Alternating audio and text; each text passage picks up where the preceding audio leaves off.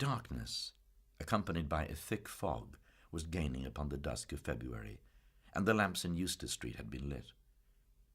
The man went up by the houses until he reached the door of the office, wondering whether he could finish his copy in time. On the stairs, a moist, pungent odour of perfumes saluted his nose. Evidently Miss Delacour had come while he was out in O'Neill's.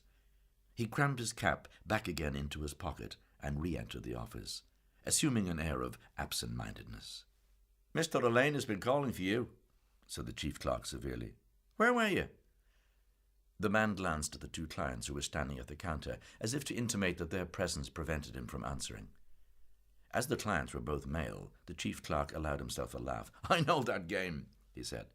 5 times in one day is a little bit. Well, you better look sharp and get a copy of our correspondence in the Delacour case for Mr. Elaine." This address in the presence of the public, his run upstairs, and the porter he had gulped down so hastily confused the man, and as he sat down at his desk to get what was required, he realized how hopeless was the task of finishing his copy of the contract before 5:30. The dark, damp night was coming, and he longed to spend it in the bars, drinking with his friends, amid the glare of gas and the clatter of glasses. He got out the Delacour correspondence and passed out of the office. He hoped Mr. Elaine would not discover that the last 2 letters were missing.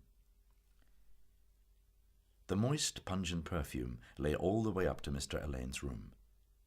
Miss Delacour was a middle-aged woman of Jewish appearance. Mr. Elaine was said to be sweet on her, or on her money. She came to the office often and stayed a long time when she came. She was sitting beside his desk now in an aroma of perfumes, smoothing the handle of her umbrella and nodding the great black feather in her hat. Mr. Elaine had swivelled his chair round to face her and thrown his right foot jauntily upon his left knee.